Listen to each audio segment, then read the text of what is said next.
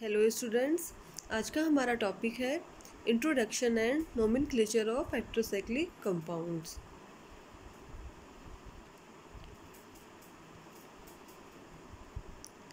Cyclic compounds की cyclic structure में यदि सभी एटम्स अगर सिमिलर हो, समान हो, या हम ये कह सकते हैं कि यदि सभी एटम्स कार्बन एटम हो तो उन कंपाउंड्स को समचक्रीय या होमोसाइक्लिक कंपाउंड्स कहा जाता है।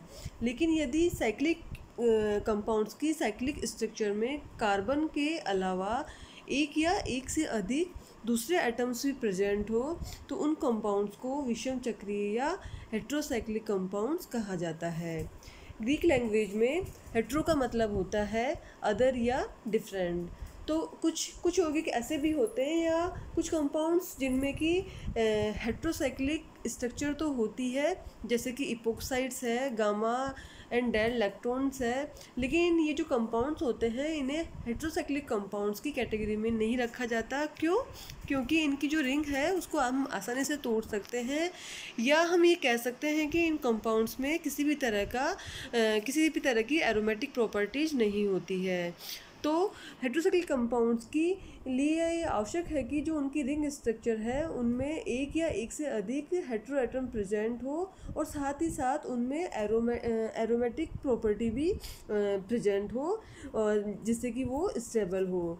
तो हम हेट्रोसाइक्लिक कंपाउंड्स या विषम चक्रीय यौगिकों को इस तरह से हम डिफाइन कर सकते हैं। ऐसे स्थायी वलय संरचना युक्त यौगिक जिनकी वलय में कम से कम एक विषम परमाणु हो और जिनमें एरोमेटिक गुण हो उन्हें विषम चक्रीय या हेट्रोसाइक्लिक कहा जाता है। वैसे तो किसी भी कंपाउंड में कार्बन के अलावा कोई भी विषम परमाणु हो सकता है, लेकिन यहाँ पे हेट्रोसाइक्लिक कंपाउंड्स में जो हेट्रो एटम प्रेजेंट होता है या जो विषम परमाणु प्रेजेंट होता है वो नाइट्रोजन, सल्फर या ऑक्सीजन हो सकता है। और जो हेट्रोसाइक्लिक कंपाउंड्स की जो वैल्यू होती है वो 5 या 6 मेंबर्ड होती है, क्योंकि 5 या 6 मेंबर्ड रिंग स्ट्रक्चर वाले जो हेट्रोसाइक्लिक कंपाउंड्स होते हैं वो ज़्यादा स्टेबल होते हैं। तो यहाँ पे कुछ कंपाउंड्स हैं जैसे फ्यूरेन है, थायोफिन है, पिरोल है, पिरिडीन है, ये कुछ हेट्रोसाइक्लिक कंपाउंड्स है। अब हम आगे आते हैं इसके नोमेनक्लेचर पे। नोमेनक्लेचर का पहला पॉइंट यहाँ पे ये कहता है कि मोनोसाइक्लिक कंपाउंड्स के जो नाम लिखेंगे उनमें प्रीफिक्स के रूप में यहाँ पे वो हेट्रो एटम की नेचर को यहाँ पे रिप्रेजेंट करेगा। जैसे अगर हेट्रो एटम ऑक्सीजन हो तो यहाँ पे ऑक्सा हम प्रीफिक्स काम में लेते हैं, सल्फर हो तो यहाँ पे थाया काम में लेते हैं, और नाइट्रोजन हो तो एजा काम में लेते हैं। इसी तरह से अगर फास्फोरस है तो हम फास्फो यहाँ पे फास्फा हम यहाँ पे प्रीफिक्स को यूज करेंगे। अगर मान लीजिए किसी भी हाइड्रोसाइक्लिक कंपाउंड में एक से अधिक हाइड्रो एटम प्रेजेंट हो तो उस स्थिति में हम यहाँ पे प्रीफिक्स से पहले हम डाई या ट्राई यूज करते हैं। जैसे कि 2 ऑक्सीजन एटम प्रेजेंट है तो उस स्थिति में हम डाई एक्जा लिखेंगे। अगर 3 नाइट्रोजन एटम प्रेजेंट हो तो उस स्थिति में हम ट्राई एजा लिखेंगे। जैसे कि कंपाउंड दिया गया है, इसमें 2 हेट्रो एटम प्रेजेंट है और दोनों ही एक ही तरह के हैं, तो यहाँ पे जब इसका नाम लिखेंगे IUPAC नाम तो यहाँ पे लिख देंगे 1 3, क्योंकि 2 है इसलिए 1 3 उसकी पोजीशन लिखते हुए डाई, क्योंकि यहाँ पे नाइट्रोजन एटम है हेट्रो एटम के रूप में तो एजा, और यहाँ पे उसका सफिक्स हम लगा देंगे ओल। तो इस तरह से हम हेट्रो साइक्लिक एटम्स का नोमेनक्लेचर करेंगे। तीसरा पॉइंट है यहाँ पे, यदि किसी हेट्रोसाइक्लिक कंपाउंड में एक से अधिक हेट्रो एटम प्रेजेंट हो, ठीक है, एक से अधिक हेट्रो एटम प्रेजेंट हो, लेकिन वो हेट्रो एटम कैसे हो, अलग अलग तरह के हो, तो उस स्थिति में हम उस हेट्रो एटम को प्रायोरिटी देंगे जो कि पीरियोडिक टेबल में उच्च समूह का हो, हायर ग्रुप का हो, तो उसको हम उस हेट्रो एटम को हम यहाँ पे प्रायोरिटी देंगे। जैसे कि मान लीजिए किसी भी हेट्रोसाइक्लिक कंपाउंड में नाइट्रोजन और ऑक्सीजन हेट्रो एटम प्रेजेंट है तो उस स्थिति में हम ऑक्सीजन को ग्रुप 16 का मेंबर होने के कारण नाइट्रोजन की तुलना में हम ऑक्सीजन को ज़्यादा प्रायोरिटी देंगे, मतलब ऑक्सीजन को नाम में हम पहले लिखेंगे। लेकिन यहाँ पे ये भी बोल रहा है कि यदि हेटेरो एटम दोनों ही एक ही समूह के हो, एक ही ग्रुप के हो, तो उस स्थिति में हम उस एटम को प्रायोरिटी देंगे जो कि कम परमाणु संख्या वाला हो। ठीक है, तो यहाँ पे अगर एक से अधिक हेटेरो एटम प्रेजेंट है और दोनों ही डिफरेंट हो, तो सबसे मेन बात यहाँ है हम उस एटम को प्रायोरिटी दे रहे हैं जो कि ज़्यादा हायर ग्रुप वाला हो। लेकिन अगर दोनों ही एटम एक ही ग्रुप के हैं तो उस एटम को प्रायोरिटी देंगे जो कि लो एटॉमिक नंबर वाला हो। जैसे कि मान लीजिए सल्फ़र और ऑक्सीजन है, सल्फ़र और ऑक्सीजन दोनों ही ग्रुप 16 के मेंबर है, लेकिन यहाँ पे क्या है, ऑक्सीजन का एटॉमिक नंबर कम है। ठीक है, तो ऑक्सीजन का एटॉमिक नंबर कम होने के कारण हम ऑक्सीजन को प्रायोरिटी में पहले लिखेंगे। तो इन सब रूल्स को ध्यान रखते हुए जो प्रायोरिटी का जो ऑर्डर होगा वो ऑर्डर होगा ये वाला होगा, सबसे पहले ऑक्सीजन, फिर सल्फ़र, फिर नाइट्रोजन, फिर फॉस्फोरस, फिर सिलिका। ये यहाँ पे प्रायोरिटी का ऑर्डर होगा। इसी तरह से यहाँ पे हम वलय में जो भी उस वलय में एटम्स प्रेजेंट है उनकी एटम्स की कितनी संख्या है उसको हम रिप्रेजेंट करने के लिए यहाँ पे कुछ आईपीएससी को, यहाँ पे आईपीएससी के बेस को यहाँ ध्यान में रखते हुए किस टाइम यूज करते हैं। जैसे कि मान लीजिए अगर 5 मेंबर रिंग हो तो उस स्थिति में हम बेस यहाँ पे रखेंगे ओल, और अगर 6 मेंबर रिंग है तो उस स्थिति में हम बेस रखेंगे यहाँ पे इन। ठीक है, तो इस नियम को, इस आईपीएससी के बेस को हम ध्यान में रखते हुए इन हेटेरोसाइक्लिक कंपाउंड्स को हम का आईपीएससी नाम यहाँ पे देंगे। तो यहाँ पे कुछ और नियम है जिसके अकॉर्डिंग हम 5 या 6 मेंबर्ड हेटेरोसाइक्लिक कंपाउंड्स का नोमेनक्लेचर देंगे।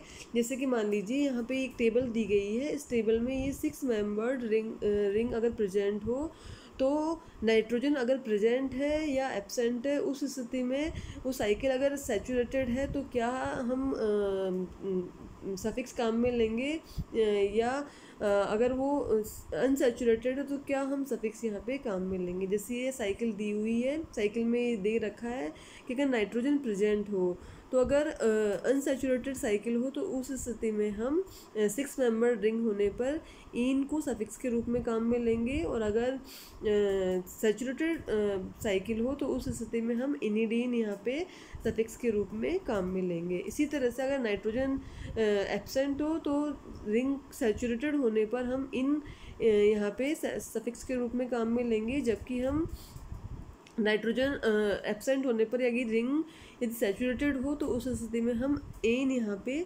सफिक्स के रूप में काम में लेंगे। अगर 5 मेंबर, यहाँ पे 6 मेंबर रिंग की बात चल रही थी, अगर रिंग अगर 5 मेंबर्ड हो और नाइट्रोजन प्रेजेंट हो, रिंग अनसैचुरेटेड हो, तो यहाँ पे उस स्थिति में हम ओल को सफिक्स के रूप में काम में लेंगे। सैचुरेटेड हो तो ओलिडीन यहाँ पे सफिक्स के रूप में काम में लेंगे। नाइट्रोजन एब्सेंट की स्थिति में अगर रिंग अनसैचुरेटेड हो तो ओल के रूप में यहाँ पे सफिक्स काम में लेंगे, और रिंग अगर सैचुरेटेड हो तो ओलेन के रूप में यहाँ पे सफिक्स हम काम में लेंगे। तो इन सब नियमों को ध्यान में रखते हुए, इन नियमों को याद करते हुए, ये जो सफिक्स दिया हुआ है इनको याद करते हुए हम हेटेरोसाइक्लिक कंपाउंड्स का नोमेनक्लेचर करेंगे। इसी सीरीज में हम जब आगे बढ़ते हैं तो यहाँ पे ये बताता है कि वलय यदि सैचुरेटेड हो अनसैचुरेटेड, इसे हम एक और मेथड के द्वारा भी यहाँ पे शो कर सकते हैं। जैसे मान लीजिए यहाँ पे अगर मान लीजिए वलय एक जगह से ही मतलब सैचुरेटेड हो, तो जैसे मान लीजिए उस स्थिति में हम प्रीफिक्स यहाँ पे डाईहाइड्रो टेट्राहाइड्रो यूज कर सकते हैं। जैसे कि मान लीजिए ये एक हेटेरोसाइक्लिक कंपाउंड है, और या इसको इस तरह से लिख सकते हैं, ये एक हेटेरोसाइक्लिक कंपाउंड है। ठीक है, तो इस स्थिति में मान लीजिए यहाँ पे ये डबल बॉन्ड की जगह यहाँ पे 2 हाइड्रोजन एटम्स जुड़े हुए हो, ये इस तरह से हो, डबल बॉन्ड की जगह यहाँ पे क्या हो, 2 हाइड्रोजन एटम्स है, तो इस स्थिति में हम इसको डाईहाइड्रो पिरोल कह सकते हैं, ठीक है ना। और अगर मान लीजिए इस डबल बॉन्ड की जगह भी यहाँ पे 2 हाइड्रोजन एटम्स जुड़े हुए हो, ये 2 हाइड्रोजन एटम जुड़े हुए हैं, और इस कंपाउंड में ये 4 हाइड्रोजन एटम जुड़े हुए हो, तो इसको टेट्राहाइड्रोपिरोल कह सकते हैं, या पूरी तरह से क्योंकि सैचुरेटेड है तो इसको पर हाइड्रो यहाँ पे प्रीफिक्स लगा के भी इस कंपाउंड को नाम दे सकते हैं, पर हाइड्रोपिरोल। तो इस तरह से हम उस वो रिंग सैचुरेटेड या अनसैचुरेटेड, उसके आगे हम जो भी हाइड्रोजन एटम्स है उनकी पोजीशंस को लिख के भी उसकी जो सैचुरेशन है उसको हम रिप्रेजेंट कर सकते हैं। आगे यहाँ पे ये बोल रहा है कि यदि मोनोसाइक्लिक कंपाउंड्स में यदि एक ही हेटेरोएटम प्रेजेंट है तो वहाँ से हम नंबरिंग देते हुए उस कंपाउंड को नाम देंगे। यदि एक से ज़्यादा हेटेरोएटम प्रेजेंट है तो उन हेटेरोएटम्स को हम मिनिमम नंबर देने की वहाँ पे मिनिमम नंबर देने की कोशिश करते हैं और फिर उस कंपाउंड का आईयूपीएसी नाम देते हैं। और यदि एक से अधिक डिफरेंट टाइप के हेटेरोएटम्स प्रेजेंट है तो उस एटम को हम यहाँ पे प्रायोरिटी में रखेंगे, जिसको प्रायोरिटी क्रम में जिसको सबसे पहले रखा गया है। तो इस तरह से हम इन रूल्स को ध्यान में रखते हुए हेटेरोसाइक्लिक कंपाउंड्स का नोमेनक्लेचर करेंगे।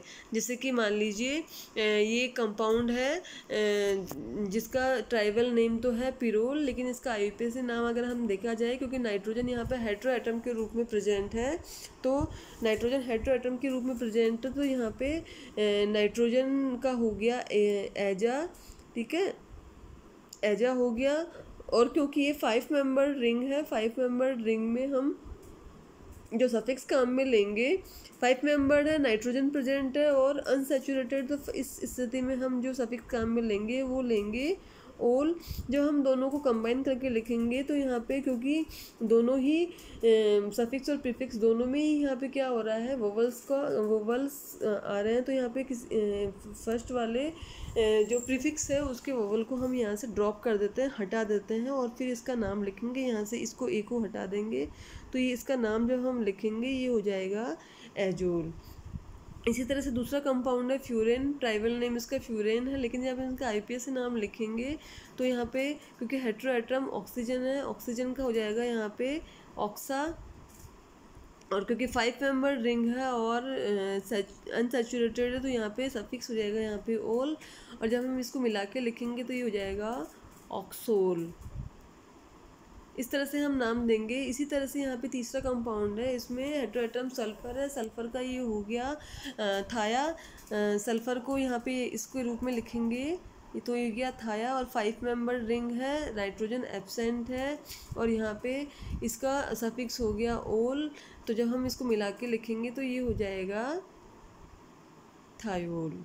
तो इस तरह से हम इन कंपाउंड्स का नाम देंगे। यहाँ पे इसी तरह से आगे बढ़ते हैं तो पहला कंपाउंड है पिरीडीन। पिरीडीन इसका ट्राइबल नेम है क्योंकि ये 6 मेंबर रिंग है, 6 मेंबर रिंग में हेटेरोएटम प्रेजेंट है, वो है नाइट्रोजन, नाइट्रोजन से हो गया ये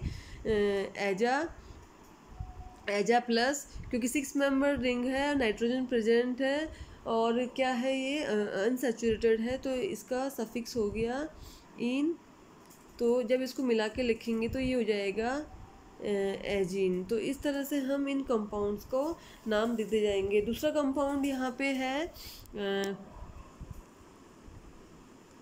दूसरा कंपाउंड यहाँ पे है क्योंकि दूसरे कंपाउंड में यहाँ पे 2 हेटेरोएटम प्रेजेंट है, लेकिन दोनों ही कैसे हैं, समान है, एक जैसे ही हैं। तो यहाँ पे नंबरिंग स्टार्ट करेंगे पहले हेटेरोएटम से, और दूसरे हेटेरोएटम को हम मिनिमम नंबर देने की कोशिश करते हैं। तो यहाँ पे इस कारण से ये हो जाएगा 1 और 3 पोजीशन पे, क्योंकि हेटेरोएटम प्रेजेंट है इसलिए, और दोनों ही क्या है, नाइट्रोजन एटम है, तो नाइट्रोजन से हो गया एजा, तो 1,3 डाई एजोल। इस तरह से हम इन रूल्स को ध्यान में देखते हुए इन कंपाउंड्स का आईयूपीएसी नाम रखेंगे। आगे हम देखते हैं कि यदि जो हेटेरोसाइक्लिक कंपाउंड्स है एक दूसरे से अगर इनकी रिंग्स एक दूसरे के साथ में जुड़ी हुई हो, एक दूसरे के साथ में फ्यूज हो, तो वहाँ पे उन कंपाउंड्स को हम हेटेरोसाइक्लिक कंपाउंड्स का डेरिवेटिव मानते हुए वहाँ पे हम उनका नाम रखते हैं या उनको नाम देते हैं। जैसे मान लीजिए ये पहला कंपाउंड है, इस पहले कंपाउंड में ये जो पिरोल है ये बेंजीन रिंग के साथ में फ्यूज्ड है, बेंजीन रिंग के साथ में जुड़ा हुआ है। तो यहाँ पे इस स्थिति में यहाँ पे बेंजीन से हो जाएगा ये बेंजा, और क्योंकि ये हो गया क्योंकि ये पिरोल को हम IPSC नाम जब देते हैं तो होता है एजोल, तो यहाँ पे हो जाएगा बेंजोल।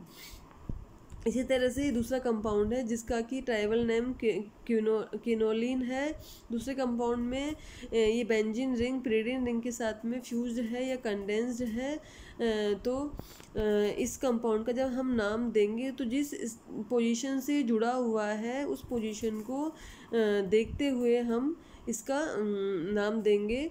जैसे यहाँ पे 2-3 पोजीशन से ये बेंजीन रिंग से जुड़ी हुई है तो 2-3 या अल्फ़ा बीटा बेंजो पिरिडीन, यहाँ पे ये इसका कॉमन नेम हो गया।